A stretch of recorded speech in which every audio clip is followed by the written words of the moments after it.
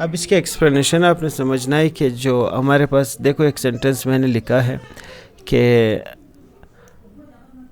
Ali reads book. अब यहाँ पे रीड जो है ये मेरा फाइनाइट वर्ब, मैं इसको मेन वर्ब भी कर सकता हूँ, ठीक है।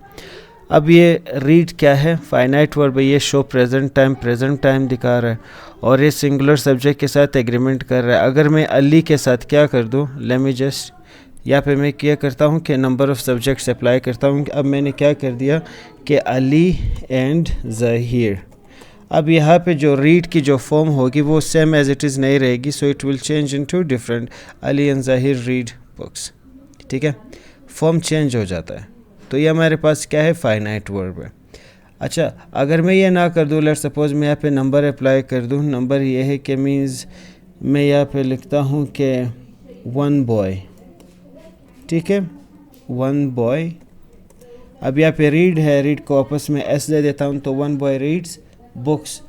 तो दूसरा अगर मैं यहाँ पे ये कर दूँ कि नंबर्स अप्लाई कर दूँ, नंबर्स ऑफ सब्जेक्ट इंक्रीज कर दूँ, यहाँ पे मैं 10 लिख दूँ, तो फिर यहाँ पे 10 बॉयज़, ठीक है, 10 बॉयज़ है, तो मैं रीड से वापस से मिटा दूँगा। Why, form changes just because of the like number और पर्सन प्रोनाउन।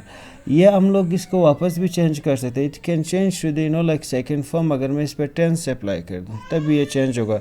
तो अगर ये चेंज हो रहा है तो it means that this is finite verb.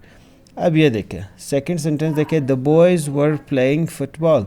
अब यहाँ पे जो हमारे पास है वर प्लेइंग फुटबॉल है, प्लेइंग हमारे पास चेंज नहीं होगा। प्रेजेंट कंटिन्यू में जो मैं आईएनजी फॉर्म इस्तेमाल करता हूँ, that is not like finite verb, वो फाइनाइट वर्ब नहीं होगा। शायद आपके दिमाग में ये आ रहा होगा कि जो मेन वर्ब्स है ये सारे फाइनाइट वर्ब्स है, ये कभी भी ऐसा नहीं। हमारा काम उस वर्ब के साथ है जिसकी शक्ल बिगड़ रही है, जो चेंज हो रहा है। जो चेंज नहीं हो रहा है that is not a finite verb. अब मैं बोलता हूँ कि I am speaking, I am not speaking, my speaking, ant I speaking, ठीक है। तो ये सारे क्या है, मीन्स स्पीकिंग जो एक ही आईएनजी फॉर्म यूज़ हो रहा है, so this is not finite verb, ठीक है।